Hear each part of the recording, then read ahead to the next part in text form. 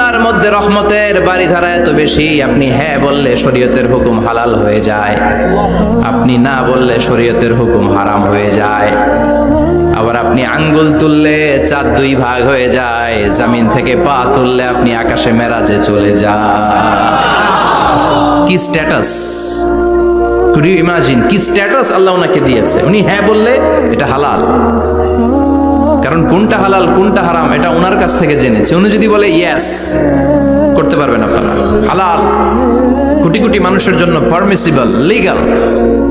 উনি যদি বলেন নো, আমাদের সবার জন্য এটা হারাম, কোটি কোটি মানুষ আর করতে পারবো না। আঙ্গুল তুলেছেন চাঁদ দুই ভাগ হয়েছে, পা তুলেছেন মেরাজে চলে গিয়েছে। আল্লাহু আকবার।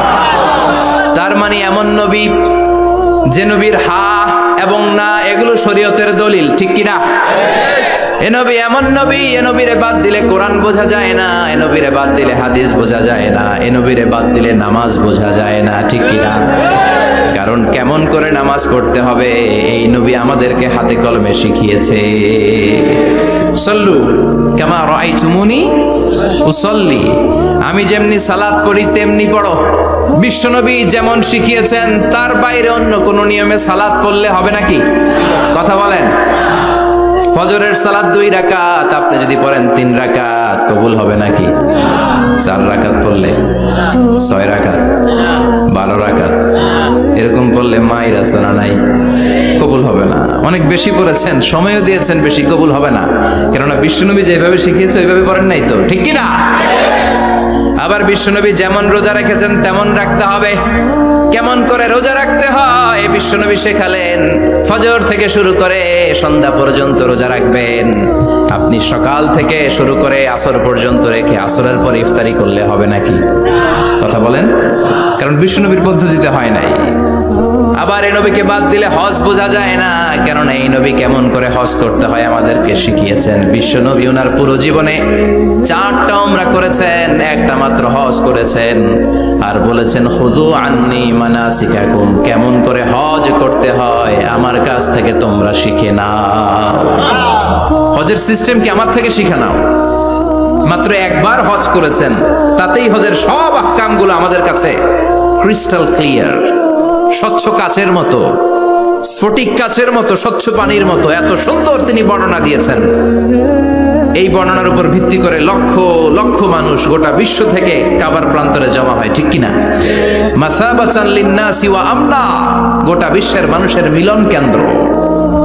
আপনি যখন মসজিদুল হারামে যাবেন, মসজিদে নববীতে যাবেন, দেখবেন আজান হয়ে গেলে লক্ষ লক্ষ মানুষ কাবার দিকে ছুটে, ঠিক কিনা? আজান হওয়ার সাথে সাথে সারে আল হিজরা দিয়ে, জারওয়াল দিয়ে, গাজ্জা দিয়ে, আজিয়াদ রোড দিয়ে পঙ্গপালের মতো মানুষগুলো কাবা কেন্দ্রিক হতে শুরু করে। কারণ কাবা হচ্ছে অ্যাসেম্বলি পয়েন্ট, গ্যাদারিং পয়েন্ট, এটা মিলন কেন্দ্র। এই কাবাকে কেন্দ্র করে প্রতিদিন লক্ষ লক্ষ মানুষের মিলন মেলা বসে। চিল্লায় বলেন ঠিক কিনা? কেমন করে হজ পালন করবেন বিশ্বনবী শেখালেন। কারণ বিশ্বনবীরে বাদ দিলে হজ বোঝা যায় না। তার মানে বুঝলাম উনি হ্যাঁ বললে হালাল, না বললে হারাম। উনারে বাদ তো কোরআন বাদ, উনি বাদ তো হাদিস বাদ। কথা বলেন। উনি বাদ তো নামাজ বাদ, উনি বাদ তো রোজা বাদ, উনি বাদ তো হজ বাদ। এজন্য উনারে বাদ দিলে কোরআন বোঝা যায় না, নামাজ বোঝা যায় না, উনারে বাদ দিলে হজ বোঝা যায় না। তাই উনার সাথে যারা বেয়াদবি করবে ওদেরকেও এমনি এমনি ছেড়ে দেয়া যায় না। বিশ্বনবীর সাথে যদি বেয়াদবি করে এটা অনেক বড় ধরনের বেয়াদবি, এটা রাষ্ট্রীয় আইন করে ওকে শাস্তি দিতে হবে, ঠিক কিনা? বিশ্বনবীর বিরুদ্ধে যদি ব্লগে কিছু লিখে, কেউ ব্লগ লিখে, বিশ্বনবীর পারিবারিক জীবন নিয়ে যদি কেউ কটু কথা বলে, বাজে মন্তব্য করে, বিশ্বনবীর ব্যাপারে যদি শাহবাগের চত্বর থেকে, প্রজন্ম চত্বর থেকে কোনো কথা বলে, ওই বেয়াদবগুলারে ফাঁসির রশিতে ঝুলানোর দরকার আছে না নাই? Very sensitive issue. বিশ্বনবীর সম্মান গোটা উম্মার সম্মান। কারণ বিশ্বনবী বাদ তো পুরো ইসলাম বাদ। এজন্য আমার নবীর বিরুদ্ধে কথা বললে ওর সাথে আমাদের কোনো কথা নাই। চিল্লায় বলেন ঠিক কিনা? এই সেনসিটিভ ইস্যুতে আমরা সবাই এক। এখানে জামাত ইসলাম নাই, হেফাজত ইসলাম নাই, তাবলীগ নাই, আলিয়া নাই, কওমি নাই। বিশ্বনবীর সাথে বেয়াদবি করলে বেয়াদবগুলোকে রাষ্ট্রীয়ভাবে ফাঁসি দেওয়ার দরকার, শাস্তি দেওয়ার দরকার আছে না নাই? সবাই একমত? এই বেয়াদবগুলোর সাথে আমাদের কোনো সম্পর্ক নাই, চিল্লায় বলেন ঠিক কিনা? এই বেয়াদবগুলো যদি নবীর ব্যাপারে আর কিছু বলে সবাই মাঠে নামতে রাজি আছেন তো? এদের বিরুদ্ধে মুষ্টিবদ্ধ হাত নিয়ে ময়দানে থাকতে রাজি আছো তো মুসলমান? কারা কারা রাজি হাত তুলে আল্লাহর দেখা।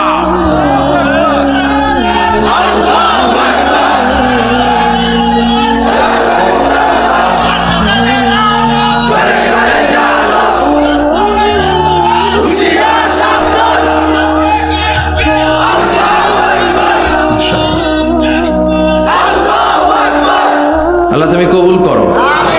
বিশ্বনবীর ভালোবাসা যেন আমরা অন্তরে রাখতে পারি, তুমি তৌফিক দাও। বিশ্বনবীর অনুসরণ এবং ভালোবাসা ছাড়া আল্লাহকে পাওয়া যাবে? আল্লাহকে যে পাইতে চাই হাজরাতের অনুসরণে, আরশ কুরসি লৌহ কালাম না চাইতে পেয়েছে সে। হাজরাতের অনুসরণে আরশ কুরসি লৌহ কালাম না চাইতে পেয়েছে সে। সুবহানাল্লাহ পড়েন। এজন্য আল্লাহ বললেন, নবী আপনাকে আমি গোটা বিশ্বের মানুষের জন্য রহমত করে পাঠালাম, আবার আপনার চরিত্রটা গোটা বিশ্বের মানুষের জন্য আমি মডেল করে দিলাম। আল্লাহু আকবার। ওয়া ইন্নাকা লাআলা খুলুকিন আযীম। ও নবী, চমৎকার একটা চরিত্রের উপরে আমি আপনাকে প্রতিষ্ঠিত রেখেছি। And verily you are on a very good standard of character. ও নবী, আপনার চরিত্রটা বড় সুন্দর। আপনার চরিত্রের মতো গোটা বিশ্বের কারো চরিত্র হতে পারে?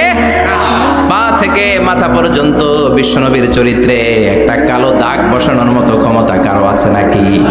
কারণ বিশ্বনবীর চরিত্র হলো কোরআনের চরিত্র। মা আয়েশাকে বলা হলো, মা আমাদের পেয়ারা নবীর চরিত্র কেমন ছিল আমাদেরকে বলে শোনান। মা আয়েশা বললেন, ও সাহাবীরা, বিশ্বনবীর চরিত্র ছিল কোরআনের চরিত্র। কানা খুলুকুহু আল কোরআন। বিশ্বনবীর চরিত্র ছিল কোরআনের চরিত্র।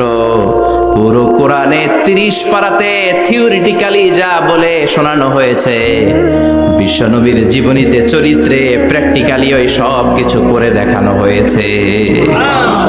পুরো কোরআনে 30 পারাতে থিওরিটিক্যালি যা বলা, বিশ্বনবীর চরিত্রে প্র্যাকটিক্যালি সেটা করে দেখানো। সুবহানাল্লাহ, বাড়িতে যে বলেন।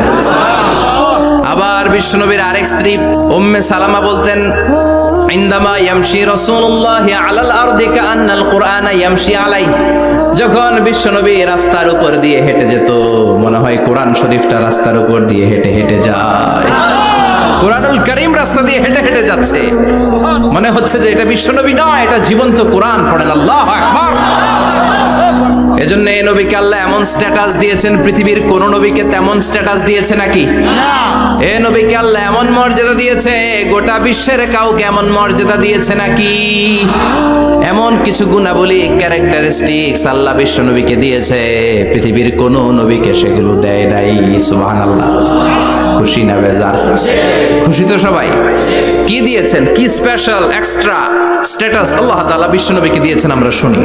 এক নাম্বার স্ট্যাটাস হলো সাহিবু শাক্কিস সাদর।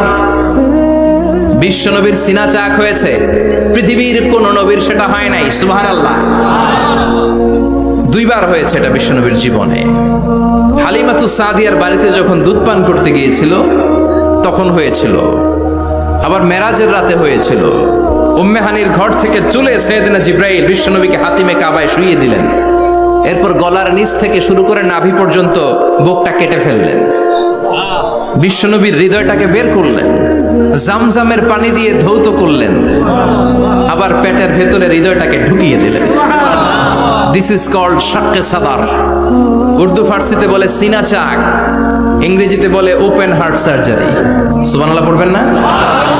আমাদের অনেকের ওপেন হার্ট সার্জারি হয় না, গলা থেকে নাভি পর্যন্ত কাটা, সেলাই করে দিলে আবার বাঁচে। এটা বিশ্বনবীর সিনা চাক থেকে আবিষ্কার হয়েছে। পড়েন আল্লাহু আকবার। যে সমস্ত সাহাবারা বিশ্বনবীকে খালি গায়ে দেখেছে, উদম গায়ে দেখেছে, তারা বর্ণনা করেছে 2টা কাপড় মাঝখান দিয়ে সেলাই করলে যেমনি দাগ দেখা যায়, আমরা বিশ্বনবীর গলা থেকে নাভি পর্যন্ত এরকম শিলায়ের দাগ দেখতে পেয়েছি। শাক্কুস সাদর, special status of the last Messenger Muhammad সাল্লাল্লাহু, আর কোন নবীকে আল্লাহ এটা দেয় নাই। খুশি না বেজা?